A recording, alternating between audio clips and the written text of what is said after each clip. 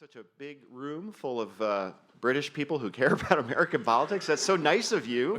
I'm Patrick Egan. I am professor of politics and public policy at NYU in New York. And this is our sixth panel. It's called Congressional Dysfunction. No. Yes. The impact on democracy and U.S. global leadership. You have met all of our distinguished panelists already. Let me just very quickly reintroduce them to you.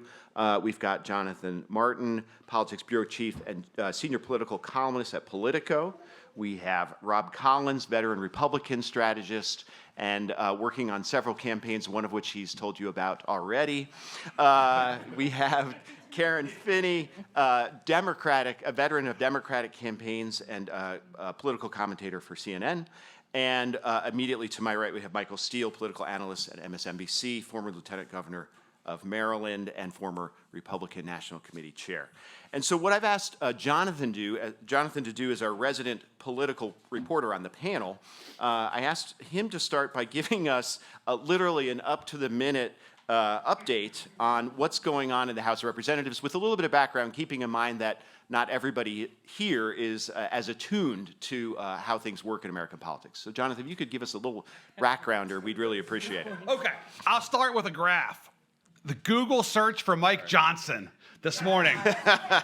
Okay, it's like a reverse hockey stick, okay? I mean, it's shot straight north, man. It's like Apple stock back in the day. If only we had all gotten early. Look, I think Mike Johnson, and I'll get to him in a minute, I think his two best friends, his whips, are fatigue and embarrassment. Fatigue and embarrassment. Stuff happens in Congress oftentimes when people are exhausted. Excuse me? Is that from Minnesota? Congressman? No, exactly. Stuff happens in Congress when folks get tired.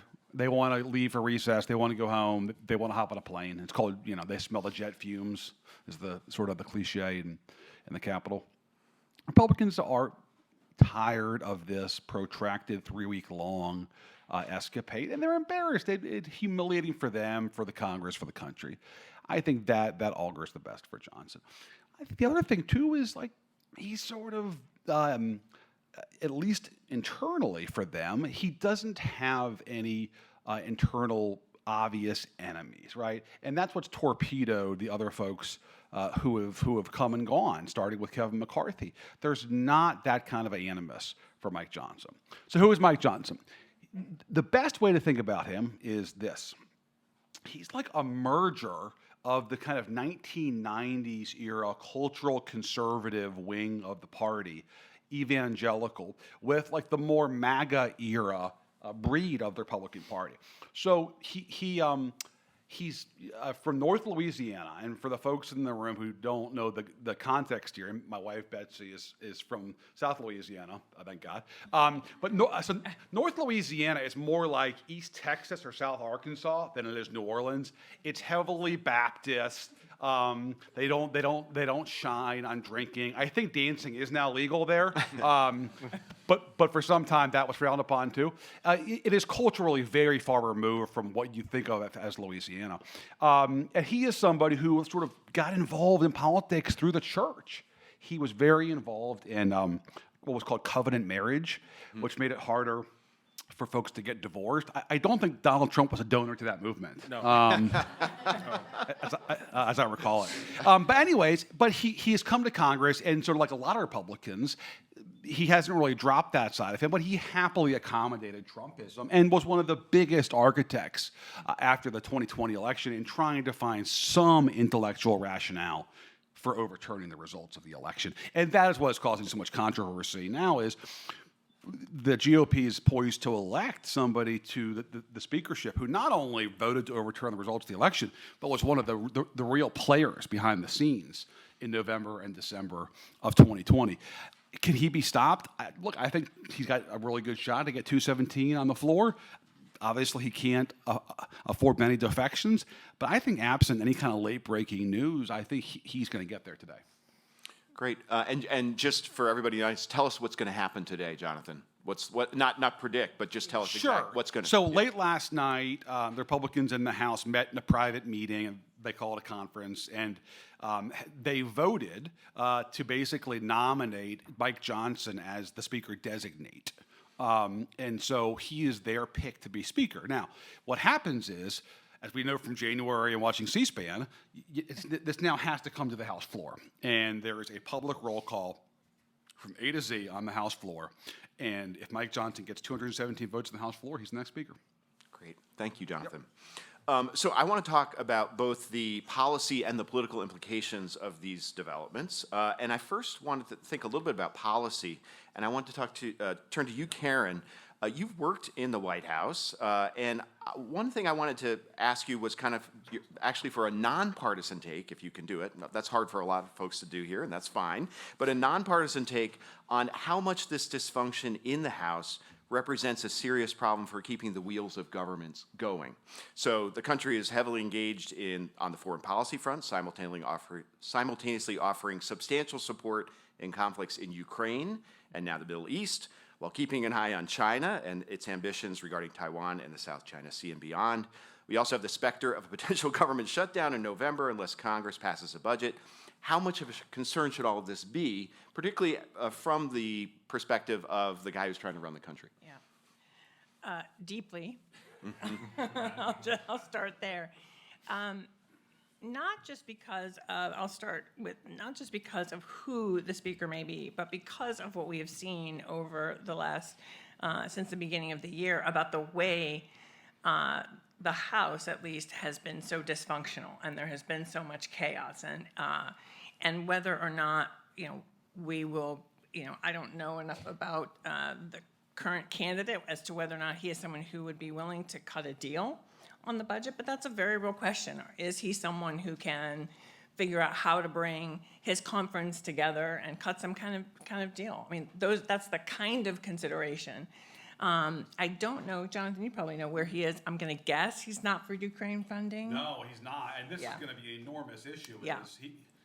He was a constant vote against Ukraine aid. Yeah. So again, from a foreign policy standpoint, if you're the president and you have just gone to the American people and said, I'm going to send, a package to Congress and I'm asking for money for Israel, for Ukraine, for border security, it's a concern as to whether or not you're going to be able to get that done. I think it also, frankly, from the perspective of our allies, is very disconcerting. I'm sure Putin loves it, but if you are sitting in Ukraine, you're very nervous about the possibility. And it's interesting, it was reported that the first question that President Biden got when he went to Israel and sat in the bunker with the War Council, number one question, what's going to happen with Congress? Because are we going to be able to get the money? I think sometimes in the United States, we forget that outside of the United States, a lot of folks are paying more attention to our politics than many of our own people are. And where America is in the world. I remember during the Bush administration being in Europe, and someone said, it's important that America is strong because it makes the world safer. And so I think from that perspective, from a policy perspective, it's also disconcerting because it makes you question, where will America be? And I find it interesting that, on the one hand, some of the rationale we're hearing from Republicans about Ukraine is, well, they don't have a plan to get out. They don't have a plan for how this is going to end. There's not exactly a plan in Israel either. Obviously, they're a close ally. We need to be there. We need to help them. But I think in both instances, we have to be, from a foreign policy standpoint as well as a political one, we need to be very clear with both about the importance of having a plan. What is the plan to win the peace, if there is such a thing? So sure, I think you're probably also, sitting in the White House, recognizing that to some degree, it's irrelevant what the House is going to do, with the exception of the budget, only because you obviously can't count on them to do much anyway. And so I would be thinking about what can I accomplish without them, rather than, because I think it's going to be very hard to get much done. Thanks, Karen. Rob, I wanted to ask about what folks are saying in your party about this. I think there'll be folks on the right wing who would say we're now better off than under former Speaker McCarthy if Johnson ends up becoming Speaker, because you've got a guy who's really going to stand up to Biden. Is that right? And is that the right way to think about this? I mean, not having a speaker for 3 weeks is both devastating and inconsequential, meaning Congress takes 6 weeks breaks in August. I mean, District work period, please. they're in DC a couple hundred days a week or a couple hundred days a year, and having 3 weeks of no speaker is inconsequential. The executive executes, so he's executing the war. He's moving carrier groups and doing what executives do, and the legislature has to pay for it. So eventually, we do need a speaker. But it's also devastating. But it's, like I said, in the short term, it doesn't matter. But what it does, I mean, the Republican Party is at a really weird place in that, we have weak party leadership. We're gonna have a new speaker, inexperienced speaker. We have McConnell, but there's movement underneath there. And I think he's still as strong as he's ever been. But there's open discussions about who's next. And whenever you have those discussions, cohesion breaks down. And you look and you see, okay, 2 wars. The bond market's not looking good. You see we're going to take on $1 trillion of debt this month. The House, when it's controlled by the opposite party of the White House, is really just an emergency brake. That's really all it can do. When you have the House and Senate, you can actually force the executive to do stuff they don't want to. So if the House can't do its emergency brake function, it's a huge opportunity for the Biden White House. But also, to start prosecuting the case to defeat Joe Biden has to start from the House. We have to start having the hearings. We have to start creating policies. We have to create pressure points. So when you have an inexperienced speaker, and I'm sure Mike Johnson's a great guy. I've never met him, but I'm sure he'll be fine. But you have... He's a great guy. I've never met him. I mean, that's just the quote of the conference right I there. said I'm sure he's a great guy. Okay. I was good. Sorry, pal. God gave us 2 ears and 1 mouth. Let's use them both. Love it. Love it. We go back a long way. We're going negative. So I guess I look at it this way, which is...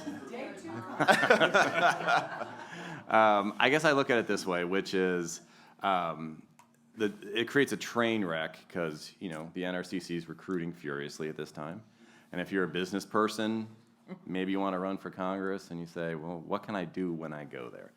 If you're a donor, you had Apple stock at one point, and Kevin McCarthy, and 96% of the conference supported him, and it got vaporized in one day. A 20-year investment in a political stock just gone one day, and so that's obviously depressing in your enthusiasm. Like I said, we don't have the political leadership, and you just worry. The party's in a bad spot in Ukraine.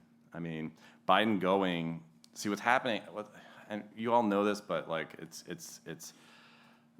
conservative media. Glenn Beck has an audience 8 times the size of CNN, and when Biden goes to Ukraine, he made it a red-blue issue. The MAGA crowd just were off the reservation, and it became a litmus test issue, and it made it really hard. So you see the Senate trying to stay in the game on Ukraine, but the House has been moving the wrong way. The House is following the base on this one. They're not leading the base. The base is way gone, 64% opposed to any aid to Ukraine. That's just where the base is, and that's the number. So it's a really tough issue, but like I said, the Senate party leaders are for it, and it's been a divisive issue. And McCarthy, seeing Ukraine, I think, you tell me, I don't know as well, but he was trying to protect Ukraine, so he said, I can't have a government shutdown, cuts a deal with the Democrats, he's gone a week later. That's tough. Like, how do you come back from that? And I think it's irresponsible.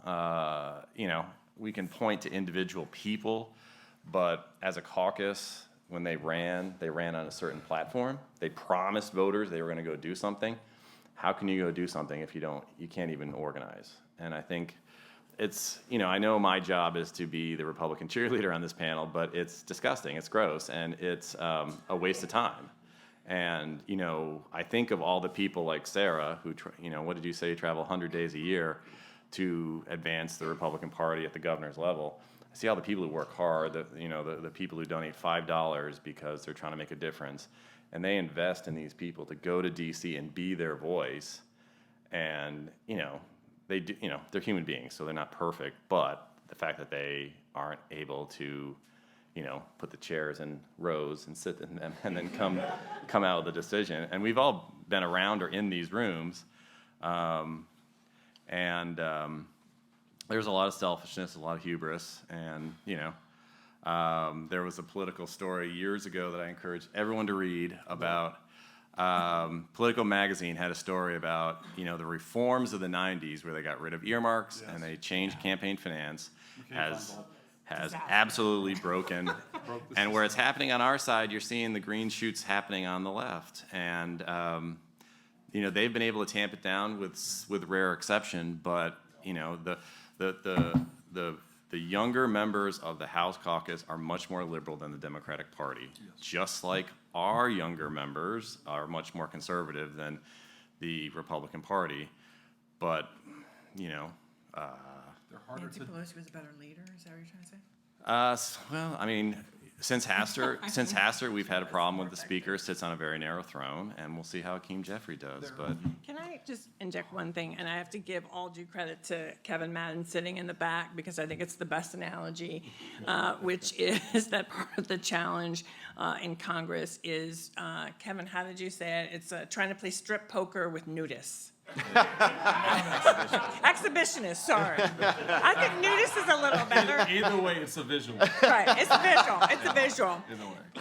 So I just thought I'd inject that in there. Thank And you. again, if you're sitting in the White House, you're thinking, well, I'm not taking my clothes off. So how are we going to do this? And I want to get to the politics in a minute, but Michael, I first wanted to ask you, so Rob kind of just laid out where the Republican Party is right now. Can you tell us a little bit about how the party got here? And do you have any instinct about how the party gets out of this? If Rob and others are saying this is a disaster in certain respects for the party, tell us a little bit of the I trajectory. think that's an important question, because a lot of people don't understand the moment. And they don't understand the moment because they've blown past the history. And this journey that we're on, and I've been a Republican since 1976. And so I've been a part of the modern day journey in a very real way. And it's not easy as a Black Roman Catholic conservative from Washington, D.C., to be a Republican in that city and to try to, then navigate from that space and into a place like Maryland, where I was chairman of a county party of 800,000 citizens, 58,000 of whom were Republicans. So I've been very much tuned in to this party in a way that a lot of Republicans have not been. I didn't grow up in the system. I wasn't a college Republican, a teenage Republican. I was a Republican by choice when it wasn't popular, before Reagan. And so for me, it was very important, as my mother said to me, don't be a Democrat because I'm a Democrat, when I was making that choice. Go out and discover for yourself who you are politically. And I did. I recognized that the history taught me that my home as a Black man was inside the Republican Party politically, because that's where our origins began. That's our origin story. The party was co-founded, if you will, by the likes of a Frederick Douglass. So that history stood out to me in a very unique way. So when I'm tracing the origin story of the Republican Party, what I see is a party that was formed out of the Whigs. Why? Because those men and women believed in the individual right to benefit from the Constitution that was written not for them. So that's the origin story of our party. What is disappointing and depressing to me is to watch the crap show that it's become today, because it's lost sight of its origin story. So when I look at this track in history to where we've gone from standing for constitutional norms and principles to completely disregarding them for the sake of one individual. That, to me, is a problem. But its origin story will tell you it's to be expected. Back in the late 1950s, the John Birch Society, white nationalist, conservative, anti-integration group of individuals tried to infiltrate the party. And the party leadership said no, because that's not who we are. Because the party was fighting for civil rights in the late 50s and 60s. In fact, it was Republicans who stood with Democrats who were against civil rights, stood with the Democratic leadership, including President Johnson, who was a segregationist, who was not an advocate for the rights of black people. But it was Republican leaders in the Senate who brought that narrative to a close by shutting it down. And so you see throughout various points in history where the party made strategic political decisions losing sight of its origin story. And one of those strategic decisions was in 1968, when President Nixon decided that the way to the White House, which was obviously true politically, was through the South. But Southern white men were Democrats. They were falling away from the Democratic Party. Why? Because the Democratic Party had embraced civil rights. When Johnson said, okay, we'll go ahead and support Kennedy's idea here and do that. And so white Southern men said, oh, hell no, we're not doing that. We're not a part of that. Nixon politically calculated the way we went, because the South was controlled by Democrats, the North was controlled by Republicans, hence Northeastern Republicans, Rockefeller Republicans. That was Northeast. The South were the Dixiecrats, and so forth. So that Southern strategy, this idea of embracing the very people who were antithetical to our origin story, should begin to tell us the track we were beginning to put ourselves on. That would then flow to, and I'm a huge admirer of Ronald Reagan. In fact, one of the reasons why I became a Republican in '76 was watching how he talked about the country, because it sounded a lot like my mom, even though she was a Democrat. But that made sense, so was Reagan. It was, a Roosevelt Democrat. And at the end of the day, watching him launch his campaign in the heart of racist Mississippi, and then embrace the emerging political power of the moral majority, that for the first time made cultural and social issues political issues that were rightly left to ministers, pastors, imams, and others, began to become political discussions and decisions that political parties would make. So in 1980, what do we do as Republicans? For the first time, we put a cultural issue in our plank, abortion, 1980. And then you begin to see that arc continue some more. And what do you see? You see, by the time you get to George Bush's election in 1992, that Republican base began to move in a different direction and began to embrace something different. And a lot of them checked out.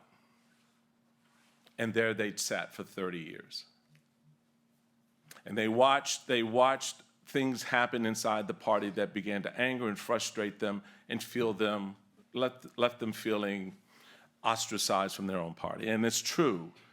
People don't leave parties, parties leave people, because that's how they see it. But then you get to this period where you have within the party, and this is a very important point for the rest of the story.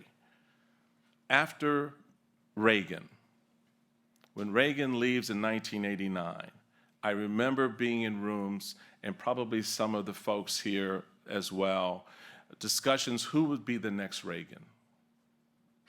You began to see the beginnings of the battle within the party itself over the control of its soul and who it would be, who would emerge, to be the next Reagan. Well, you can't replace Reagan. It's like replacing Lincoln. It's like replacing Kennedy for Democrats. You can't, right?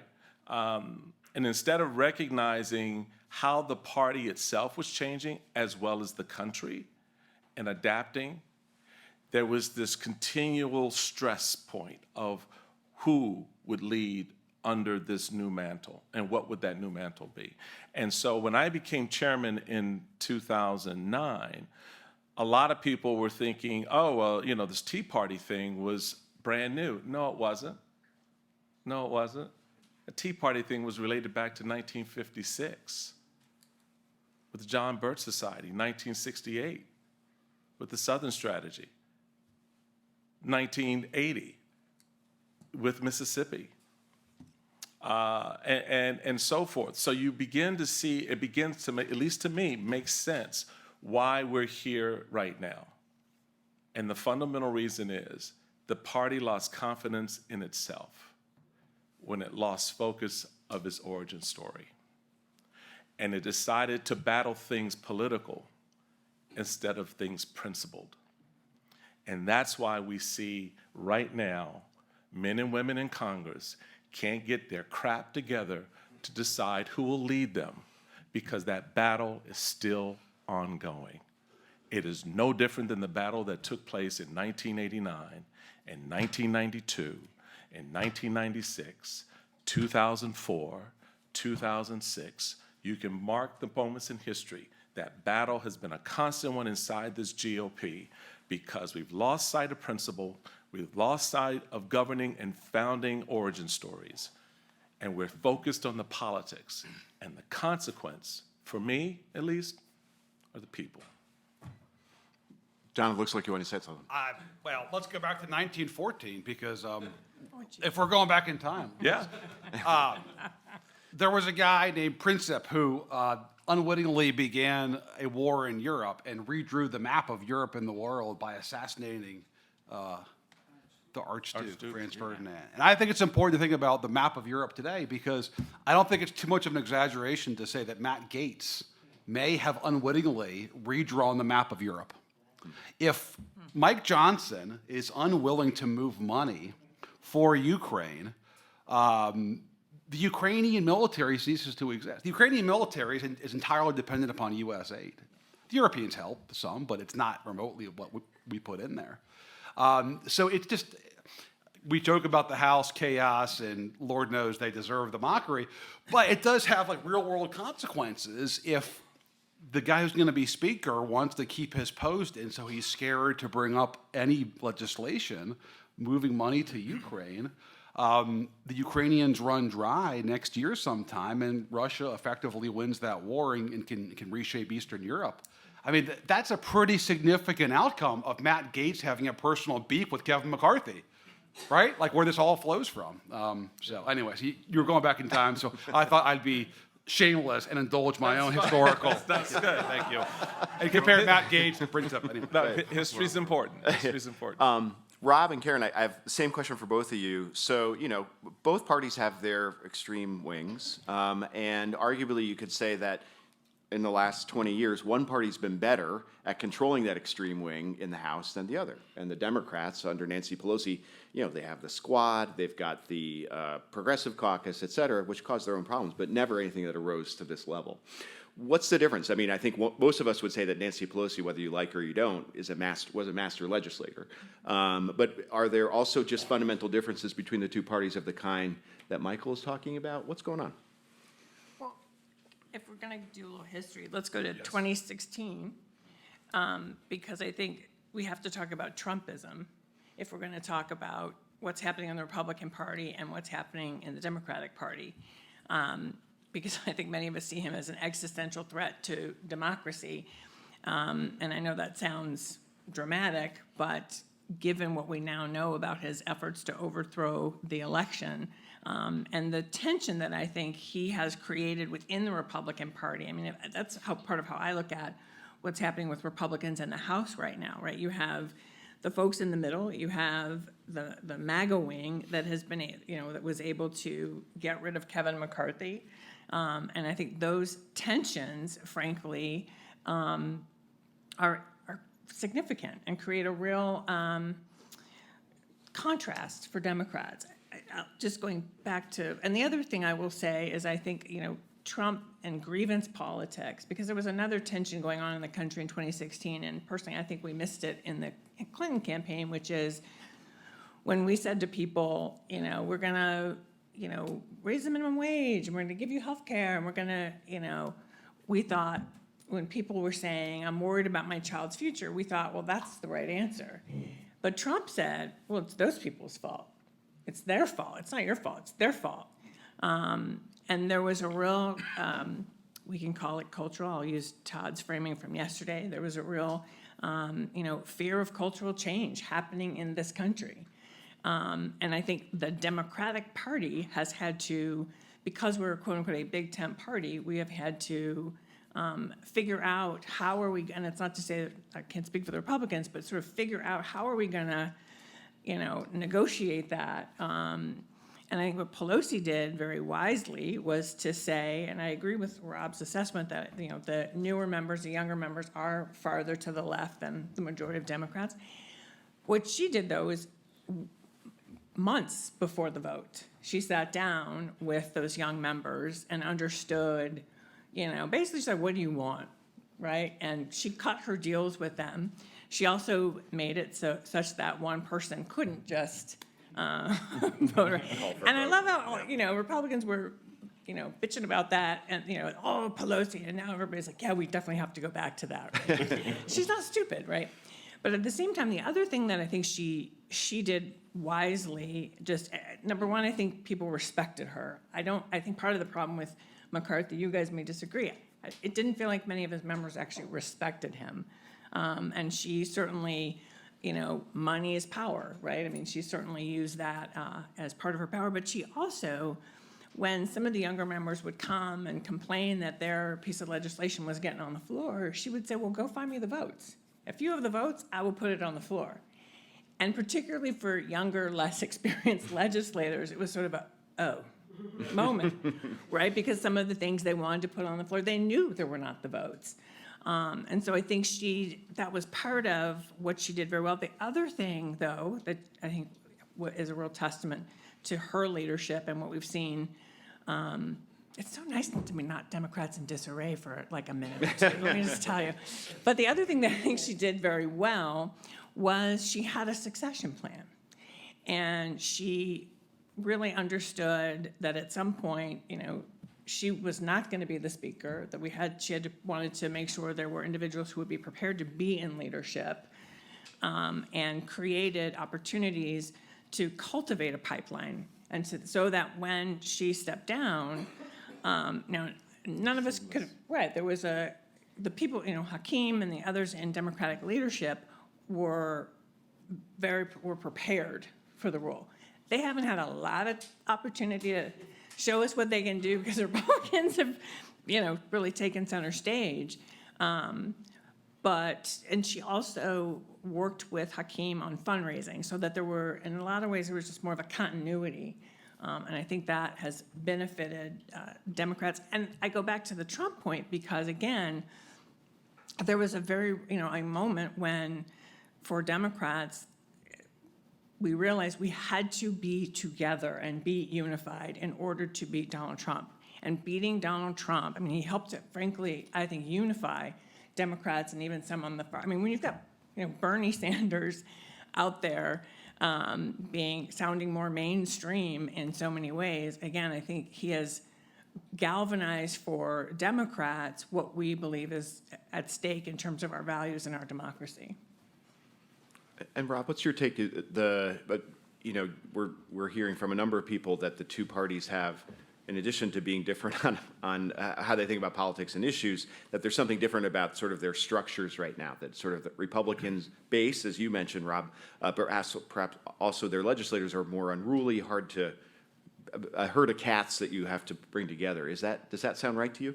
Yeah, Michael's comment about a party of individuals finding their own kind of happiness, as the Constitution guarantees. They're exercising. They're living their best life in the House. Then, so I think there's a little bit of that. I think the party structures are different. They're just built different. You know, Democratic politics, it's much more top down, and Republican, it's top up. So, you know, you look at the example of Virginia. Virginia couldn't elect a mainstream Republican governor for years because the conservatives would go to these firehouse caucuses where like a thin sliver of the party would show up on some weird Saturday, like 40 miles from the nearest city.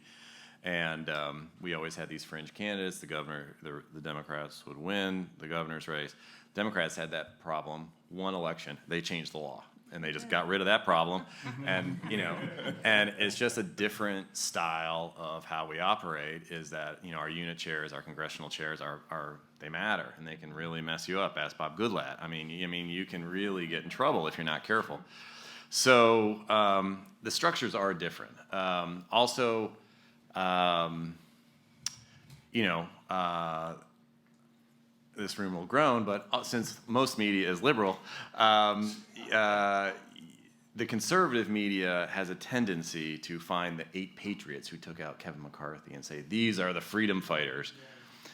And they give them a platform, and they give them notoriety, and they give them what they want, which is, you know, I mean, like I said, weak parties, weak leadership means it's a cult of personality at every race, whether it's Bernie Sanders, Ted Cruz. You know, the people who are the most successful in the parties the last decade have been the ones who built it, not around party, not around let's get things done. It's about this guy, you know. So I think that's the challenge you face. And when you have a multi-billion-dollar cheering squad that is looking to always get to the right, it encourages this lack of discipline. And candidly, I mean, we did it in 2014. I don't know if, Michael, you guys did this, but there's been a hesitancy of leadership to get into primaries. And we got it. if, you know, if I was Kevin McCarthy and I had time in my hands, I'd go raise $50 million, and I would take out some people and clean it out. You know, we did that in 2014. It was not fun. It was not fun. I mean, we got, you know, the usual stuff, death threats, people at our office threatening us, and senators yelling at us, but, you know, being a member of Congress is a membership club. And if you're at the party committee, you should decide who's in that club. Right. And if someone doesn't fit because they can't win, I don't care if they have a constitution in their pocket. Like, they can't win, and they need to go find something else to do or move. Like, go to you know, an R+12. But you're not going to, you know, and that is kind of how I view it. You know, if we have to admit that being speaker is going to be Fight Club every day, then it's got to be Fight Club from the moment you announce to the moment you they pull your name off the door. Yeah, can I just on the point about. Because what Rob's really talking about is the thing that's absent right now within the party structure, and that's discipline. There's this thinking that you can't discipline these individuals. Yeah, you can, and you both alluded to some of the tools that were used in the past with, you know, using the ability, you wanna, you know, have a bridge in your district. Okay, you're gonna need the money for that bridge, and unfortunately, we don't have it for you because of your behavior, right? And so the discipline piece to me is important. Going back to the late 50s and the Birch Society, why did the Birch Society not take root in the late 50s, early 60s? Because the party enforced discipline, and the leadership said no, and they pushed it away. When I was chairman, I remember, and I had to at one point have a conversation with 50 state representatives from Tea Party. Why? Because they were screwing up my primaries, and they were taking out incumbents, Republican incumbents, who are the only ones who could win in Delaware and Utah, right? And so you find yourselves having to pull the reins a little bit and get folks in the room. As a county chairman, I'll tell you this one, I had this one congressional candidate who thought he was a badass. And he's our congressional nominee. But I had to tell him, my ass is badder than yours. And we did not fund his campaign. I was willing to sacrifice the seat, right? I was willing to sacrifice the seat in order to instill some discipline, so anyone else coming through my pipeline knew, you come to this chairman, I'll give you whatever you want. I'll bend over backwards. But the moment you go the wrong way, I can't be there for you. You wanna check that conversation? Ask Chris Christie how my conversation with him went in 2009 when he was running for governor. Karen, a quick word, and then we'll take a question or two from the audience. Yeah, I just want to, this goes to something Rob was talking about. I think the other dynamic that we have, and particularly with, in the House, is the internet. I mean, the fact is, party discipline falls apart when, if I'm Matt Gaetz or I'm Alexandria Ocasio-Cortez, and I do a video and I push it out to my network and I raise the money, I don't need you. I don't need your money, Mr. Chairman, because I got my people. Right. And sure, you may take a hit because, you're raising money outside of your district. Doesn't matter. I still have the money that I need to run my campaign. And so I think that's and frankly, we just touched on it though, campaign finance reform. In many, with outside groups and outside spending, that also has dramatically changed the dynamic in terms of some of these levers of power and the ability to maintain discipline. So the numbers of tools that you have are very different. Just real fast, Karen makes an important point. The internet is the biggest force for undermining political leadership in modern times, because it denies leaders of their best asset, which is controlling the flow of money. I've written this a few times that the Democrats have become what the Republicans used to be, which is a more top-down, orderly, structured party, like the House of Windsor. It's remarkable. They did a succession in about 35 minutes last November with 3 members of the House with a combined leadership of like 175.3 years. Jim Clyburn, Steny Hoyer, and Nancy Pelosi resigned at like 10 o'clock in the morning, and by like happy hour, there were 3 new leaders in, and there was not a word said. Can you imagine the Republicans trying to like swap out 3 leaders in a period of like 3 hours? But here's what I wonder though about that. They were all out, they just couldn't get them in. I do wonder, though, for all the talk about Democrats being more top-down that Rob mentioned, there's no question about it. I do wonder how much of that is a result of Trump and the Trump shadow over the Democratic Party. I'm sorry. Okay. It lends an urgency. Yeah, they Yeah. didn't hear me. I'm sorry. When I was thinking about Princip. When Trump does leave the scene, whenever that happens, do Democrats revert to what Democrats used to be, which is a much more rowdier party? Because right now he is the best force for unity that they have.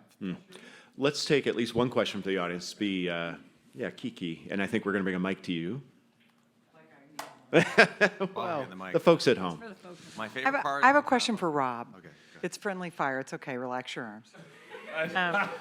Rob is a Senate. You're a Senate guy by training, and so one of the things we haven't talked a lot about is McConnell in the Senate and talking about primaries and managing them. Right. So one of the big deals was, and Leader McConnell is famous for having managed the political operation of the Senate for years.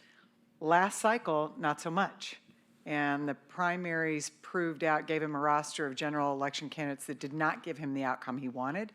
And you're hearing rumblings of a much more hands-on approach this cycle, not willing to stand down much. Can you talk a little bit about that? I can. I do love, I haven't said thank you, by the way, to our hosts and everything, but one of my favorite things I come to this conference is to hear the Democrats complain how terribly organized their party is and how the Republicans are so organized, and the Republicans go alone and are like, we're such a mess. Why can't we be like the Democrats? It's always more sinister and organized. Yeah. God, they're so good on message discipline. I just find it always so funny. But McConnell actually defers the choice to the NRSC chair traditionally. So Jerry Moran fought in primaries, and Cochran loses the runoff, loses the primary. We go to a runoff, and we fought tooth and nail to beat the insurgent. Other NRSCs have had Rick Scott running for president, running for whatever, decided I don't want to be all things to all people. Let the market decide.